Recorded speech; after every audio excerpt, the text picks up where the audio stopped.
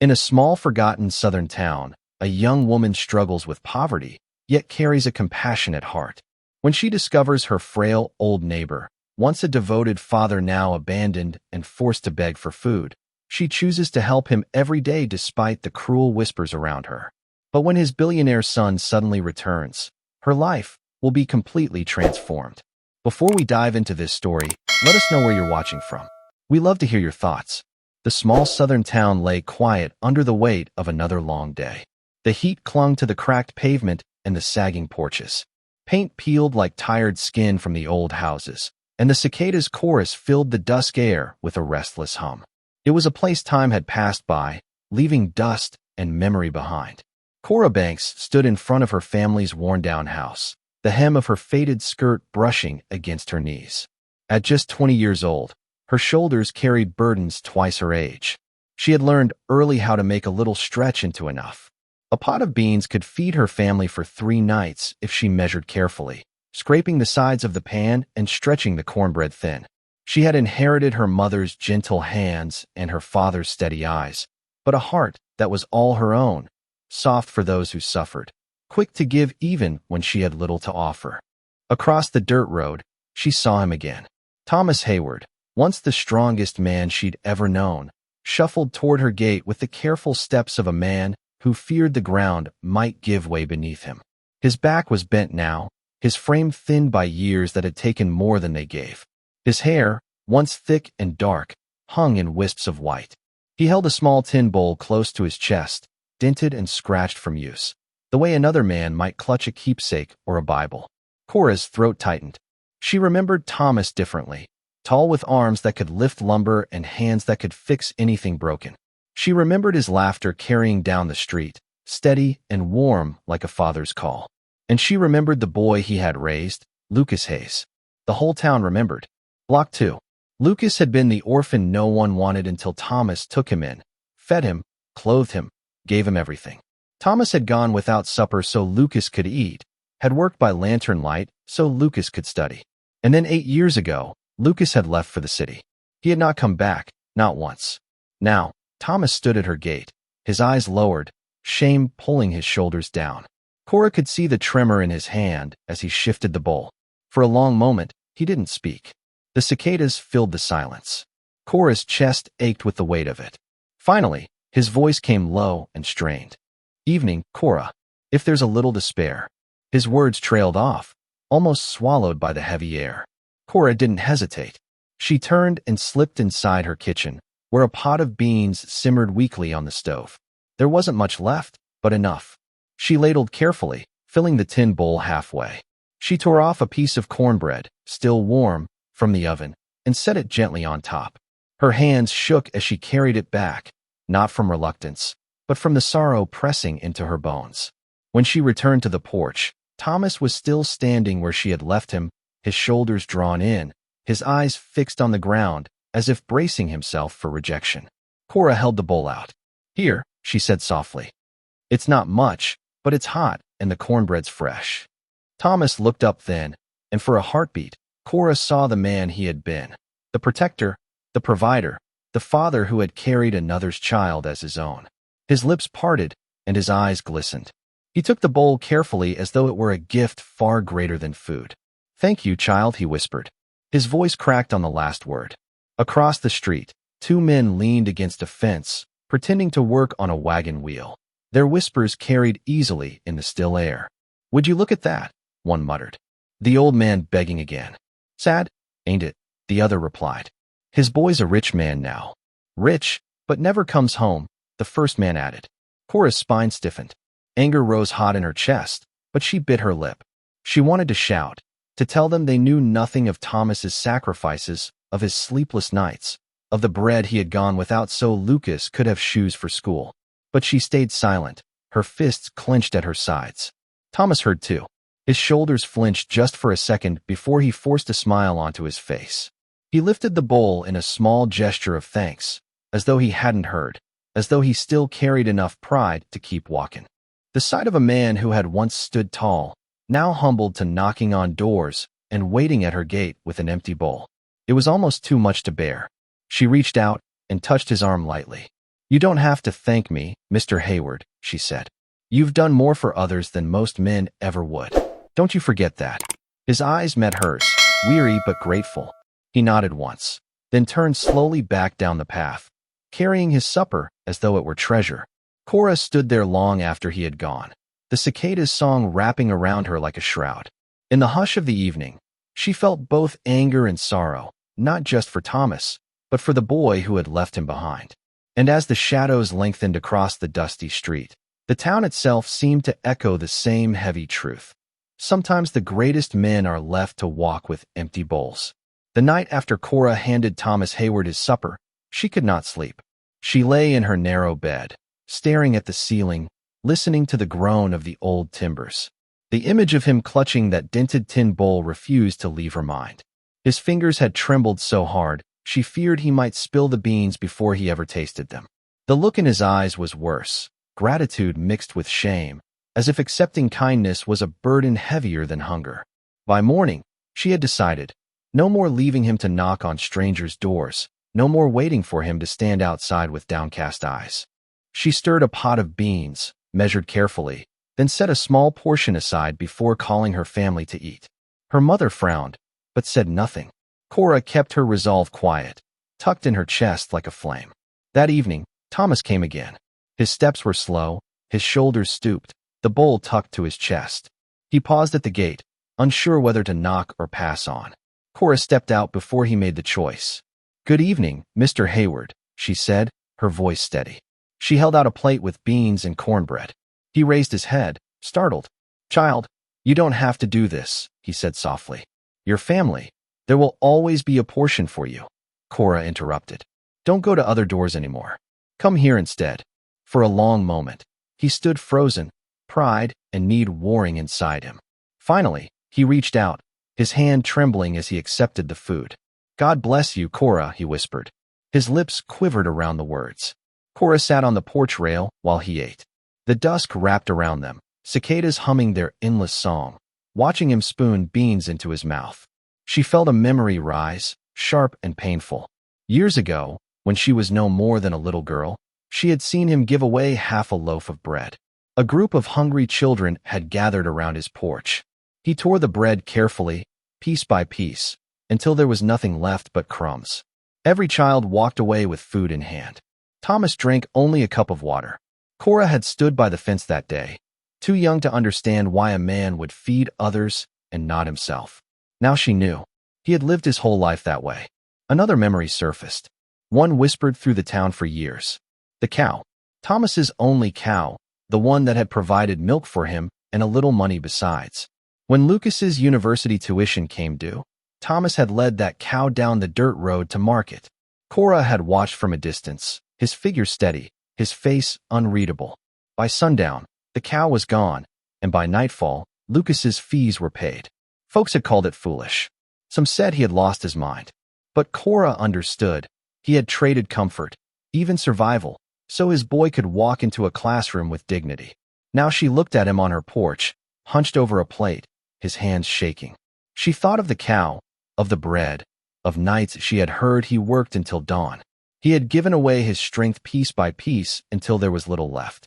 Her eyes burned. She spoke softly, more to herself than to him. "It isn't right, after all you gave, to be left like this." Thomas glanced at her, but said nothing. He only lowered his gaze again, chewing slowly. Cora straightened her shoulders. "From now on," she said clearly, "you'll take supper here. Every night, I'll make sure of it." He froze, his spoon hovering. "People will talk," he murmured. "Let them," Cora replied. Her voice carried more steel than she expected. "I don't care what they say. You deserve better than scraps from strangers." His eyes softened, glistening under the fading light. He nodded once as if too moved for words, then continued eating. The next day at the market, Cora heard the whispers. Two women leaning over baskets of tomatoes, their voices just loud enough. That Banks girl always sticking her nose where it doesn't belong. Taking food from her own family to feed that old man. Foolish girl, too soft. Cora's cheeks flushed, but she kept walking, her basket clutched tight. Their words stung, but her decision held firm. That evening, Thomas returned, and she met him again with a plate. The routine began night after night. At first, he barely spoke, ashamed of needing so much, but slowly, words slipped free. He told her about the mill where he once worked, about summers when the fields were green and full, about Lucas running barefoot across the yard, laughing as though joy were endless. His stories always drifted into silence when the boy's name lingered too long. His eyes would turn distant, his spoon resting forgotten. Cora never pressed. She listened. She let him remember. Over the weeks, his steps grew steadier, his shoulders less bowed. Cora found herself listening for the sound of his approach each evening. The cough that preceded him no longer made her heart sink, but stirred a quiet readiness. The town kept whispering. "That girl will wear herself thin," they said. "Kindness doesn't fill an empty belly." But Cora saw something they didn't. She saw the way Thomas lifted his head a little higher now. She saw how dignity began to return, not in grand ways, but in the small tilt of his shoulders, in the clearer tone of his voice. One night, as the cicadas sang and the last light faded, Thomas lingered after finishing his meal. He set the plate down gently and looked at Cora. A faint smile touched his lips. "You remind me of something I once believed," he said quietly. Cora tilted her head. "What's that?" "That kindness is never wasted," he replied. His eyes glimmered with something between sorrow and hope. "Even when the world forgets, even when those you gave everything to never return, kindness still matters." Cora felt her throat tighten. She reached out, laying a hand on his thin arm. "It does, Mr. Hayward. It always does." And so their bond grew, built not on riches or grand gestures, but on bread, beans, and the simple act of refusing to let a good man be forgotten. At that very moment, miles away from the dusty roads of the South, a rooftop party in the heart of New York City glowed against the night sky. The city hummed below, restless and bright, while music from a live band spilled out into the humid summer air. Crystal glasses clinked, cameras flashed, and the elite of finance and technology circled each other like dancers rehearsing the same steps they had performed 100 times before. In the middle of it all stood Lucas Hayes. He wore a tuxedo cut sharp to his frame, his hair styled for the cameras, his smile practiced until it felt like part of his skin. Guests pressed close to him with congratulations, laughter, questions about his next venture. A woman in a sequin gown leaned against his arm, whispering something playful in his ear. Lucas laughed on cue. His eyes, however, stayed fixed on the skyline. The city glittered back at him, a promise he had chased for years and now held in his hands. Then his assistant tapped his shoulder and handed him a phone. "A producer from Channel 8, she said. "They want you on the line." Lucas stepped away from the music into a quieter corner of the terrace. The voice on the phone was smooth, persuasive. "Mr. Hayes, America knows your name. They know the billions, the buildings, the brand, but they don't know your journey. We want to give them that. A primetime special. Your story from dirt roads to digital empires. The boy who had nothing, who built everything." Lucas felt the words stroke his ego like a familiar hand. He watched his reflection in the glass, the tuxedo, the city's firelight glittering against his polished shoes. The producer continued. "We'll film here in the city, but we'll also travel back to your hometown, the house you grew up in, the school, the streets, the people. We want to show where you began so everyone can see how far you've come." For a moment, Lucas's throat tightened. The word hometown pulled an image from the depths of memory, a porch sagging under the weight of years. A man with strong hands pressing a shirt until the creases were perfect. A laugh that filled summer air. He blinked quickly, swallowing hard. Then he straightened his cuffs, forced a smile no one could see. "Yes," he said. "That sounds perfect." He told himself. Thomas Hayward was surely fine. The old man had always been tough, always found a way. He probably sits on that porch still. The thought soothed him just enough to tuck it away. He returned to the party with his smile in place and a new story to sell. 2 weeks later, the limousine rolled into the town Lucas once called home. The sky was pale with heat, cicadas buzzing in the trees, dust lifting behind the tires. A camera van followed closely behind its crew, eager to catch every frame of contrast between the billionaire and the place that raised him. "Perfect backdrop," the director muttered, tapping the glass as they passed a leaning fence and a porch with broken steps. "We'll shoot you stepping out right here. America will eat it up. Small town, big dream, classic." Lucas nodded. rehearsing his lines silently. I learned to stretch $1. I learned to fix what I couldn't buy. The words were polished, safe, meant to inspire. He imagined how they would sound against the backdrop of peeling paint and rusted mailboxes. He imagined the applause. The limousine stopped. A crewman swung the door open. Lucas stepped out into sunlight, so bright it burned his eyes. Cameras whirred, lenses lifted, microphones tilted toward him. He squared his shoulders, buttoned his jacket, and prepared to walk down memory's road with the stride of a man who had conquered it. But a sound interrupted him, small, metallic, almost lost under the cicadas, a spoon tapping against a bowl. Lucas turned his head. Across the street, on a porch shaded by tired curtains, Cora Banks stood with a ladle in her hand. Her faded dress clung to her in the heat, but her back was straight, her movement steady. Beside her sat Thomas Hayward, his hair white as cotton, left too long in the sun, framed by a face drawn thin by years. He held a tin bowl close to his chest, the same one Lucas remembered from childhood, dented and scarred, but still in use. Cora poured stew into the bowl, careful not to spill. She tore a piece of cornbread and placed it gently on top. Thomas's hands trembled as he accepted it, his lips moving in a quiet thank you. The director whispered urgently, "Hold the shot. Hold that." Cameras shifted, catching the exchange. The fragility of the moment. From the fence across the road, two men whispered loud enough for microphones to catch. "Ain't that Hayward? That's his boy, isn't it? The rich one, rich as sin," the other answered. "And look at his daddy now, begging scraps." The words hit Lucas harder than any headline ever had. He staggered a half step, his polished shoes grinding dust. He lifted a hand as if to steady himself, but the gesture only made him look small against the lens. Cora noticed him. Then her eyes flicked toward the limousine, toward the man in the dark suit. Her grip on the ladle tightened. She did not speak, but the silence in her stare said everything. Thomas raised his head slowly as though dragged upward by some unseen weight. His eyes met Lucas's from across the road. Recognition spread over his face, not quick, but inevitable.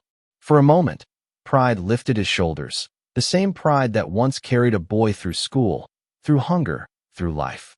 Then his shoulders sagged again. He drew the bowl closer to his chest, as if to shield it from pity. The cameras drank in every detail. The tremor in Thomas's hand, the cornbread breaking, the billionaire frozen on the curb. The crew knew they had stumbled into a truth no script could capture. Lucas tried to summon his lines. "I worked hard. I rose from nothing." But the words tangled and died. All he could see was the man who had sold his only cow for tuition, who had fed a boy bread and eaten water himself, now taking food from a neighbor's daughter. While the world watched, he felt the world tilt. The image he had built, sharp suits, tall towers, glowing screens, cracked in the sunlight of a small-town porch, and in the space of a breath, the story he thought he was telling slipped from his hands and shattered at his feet. The street had fallen into a hush that felt like a storm holding its breath. Cameras kept rolling. Neighbors leaned on fences, and Lucas Hayes stood frozen in a suit that suddenly felt 2 sizes too small. Across from him, Thomas Hayward held his bowl close, his fingers trembling, his chin lifted just enough to keep what dignity he could. Cora Banks stood at his side, the ladle still gripped tight in her hand, her chest rising and falling with sharp breaths. Then her voice broke the silence. It cracked raw and unrestrained, carrying farther than she meant. "He starved himself to raise you," she cried, her eyes wet. "He gave up his own food so you could eat, his strength so you could stand tall, his life so you could have one. And where were you when he needed you? You left him to beg spoonfuls at strangers' doors. Tell me, Lucas Hayes, is that what you call success?" The words cut through the summer air like a whip. Neighbors gasped, some covering their mouths, others nodding fiercely. Cora's spine straightened, her voice trembling but unwavering. "All your money, all your cameras, all your speeches, none of it can erase the fact that the man who raised you is standing here with an empty bowl." A murmur swelled from the crowd. One man by the fence spat into the dust. "Shameful," he muttered, and another agreed louder this time. "A billionaire who lets his own father go hungry." Voices rose, building like a wave. Ungrateful, forgotten his roots, turned his back on the man who made him. The sound of judgment echoed down the street, each word striking like stones. The cameramen kept their lenses trained, their eyes wide. They knew they were catching more than a story. They were catching a reckoning. Lucas felt the heat of their eyes, the sting of their voices. His chest heaved. He tried to form words, but his throat locked. Shame pressed down harder than the sun overhead. He saw his life, the towers of glass and steel, the magazine covers, the champagne nights, and all of it seemed flimsy now. Shadows that shriveled in the harsh light of a single truth spoken aloud. Then a different sound came. One gentler, older. Thomas Hayward cleared his throat. His hand shook as he lowered the spoon, but his voice carried steady enough to silence the crowd for a heartbeat. "Don't blame him," Thomas said, turning his weary face toward the neighbors. "Don't blame my boy." Cora looked at him in disbelief, tears streaking down her cheeks. "Mr. Hayward, how can you?" Thomas raised a hand, thin and trembling, but firm in its intent. "He has his troubles. He has his burdens. I know he does. He hasn't forgotten me. He just hasn't found his way back yet." His lips curved into something close to a smile. "He will, I believe that." The crowd murmured, this time with confusion, with unease. Some shook their heads, others frowned, but none could miss the sight of an old man, frail and hungry, defending the very son who had abandoned him. The contradiction was almost unbearable. Lucas's heart pounded so hard he thought the cameras might hear it. His eyes burned as he watched Thomas stand there, shielding him from the anger of the town, shielding him with nothing but his faith. The man who should have been the accuser had become his defender. The one who had suffered most offered forgiveness freely, without hesitation. And that mercy, that unshakable mercy, struck Lucas deeper than all the accusations. He felt shame tighten around him like chains, felt his chest ache with a guilt he could not hide. For the first time in years, Lucas Hayes, billionaire, master of glass towers and glowing screens, stood not as a success, not as a symbol, but as a son, small, broken, and undeserving in the shadow of the man who had once starved so he could live. The town watched, the cameras rolled. The silence after Thomas's words pressed heavy, as if the whole world waited for what Lucas would do next. The silence of the street hung heavy, as if even the cicadas had stopped to listen. Dust floated in the air, golden in the late sun, and the cameras hummed as they captured every angle. Lucas Hayes stood stiff in his dark suit, his polished shoes planted on the cracked pavement. Across from him, Thomas Hayward clutched his bowl of stew, his frail body bent with age, his eyes lowered in quiet shame. Cora Banks stood beside him, the ladle still in her hand, her jaw clenched, her eyes brimming. Then her voice broke the stillness. It was not soft, not cautious. It came sharp, cutting the air like a blade. "He starved himself to raise you," Cora cried, her voice shaking but loud enough for the whole street to hear. Her tears spilled as she stepped forward, pointing the ladle toward Lucas as though it were proof. "He gave you every meal he never ate, every coin he never spent, every night he never rested. And where were you when he needed you? You left him to beg spoon by spoon at strangers' doors." The crowd gasped. A woman near the fence covered her mouth. A man shook his head and muttered, "Lord have mercy." Cora's voice rose higher, fueled by years of silent witnessing. "You call yourself a success? Is this what success looks like? A father with an empty bowl while his son drinks from crystal glasses in some faraway tower. Tell us, Lucas Hayes, is that the empire you built?" The ladle in her hand trembled, but her words did not falter. "Look at him," she shouted. "Look at the man who carried you on his shoulders when you were too small to walk, who worked until his hands bled so you could learn your letters, who sold the only cow he owned so you could stand in a college classroom. And now he stands here trembling, waiting for scraps.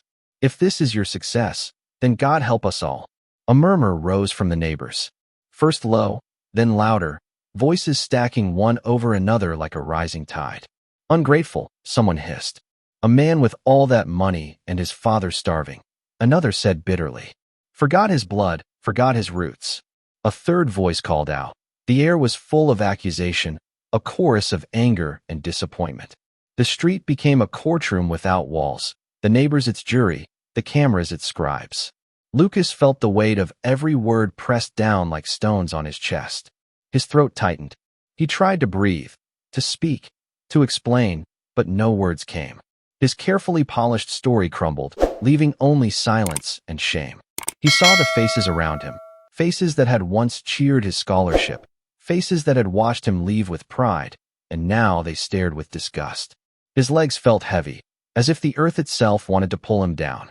But then came another voice, quieter, older, breaking through the storm like a weak beam of light.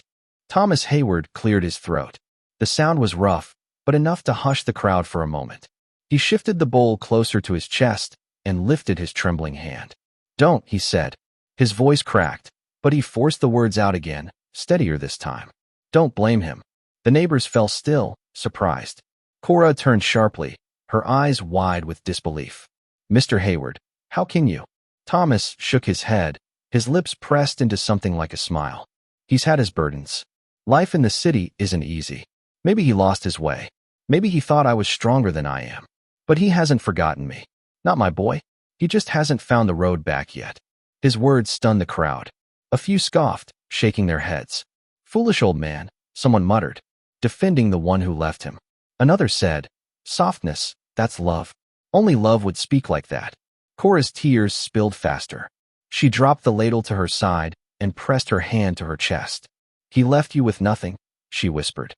"And still you protect him." Thomas looked at her, then at Lucas, his eyes clouded, but steady. "Because he is my son, and a father does not give up on his child." The words landed like a hammer against Lucas's ribs. He staggered, his lips parting, but no sound came out. Shame burned through him, hotter than the summer sun. He could have faced their anger. He could have borne their scorn. But this forgiveness from the man he had wronged most?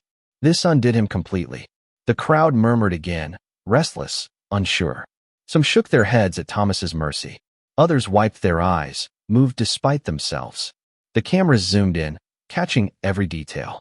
The tears on Cora's face, the trembling in Thomas's hand, the shock written on Lucas's. Lucas's vision blurred. He blinked, but the sting only grew sharper. He saw not the billionaire in the glass towers, not the headlines or the applause. He saw himself as a boy, knees scraped, head bowed over homework, while Thomas lit the lamp and worked late into the night, whispering encouragements he barely heard. He saw the man who had gone without bread so he could have a meal, now raising his voice, not to accuse, but to defend. And that was the cruelest mercy of all. The neighbor's judgment still rang. The cameras still rolled, but Lucas heard only his father's words echoing in his chest. "He is my son. I will not give up on him."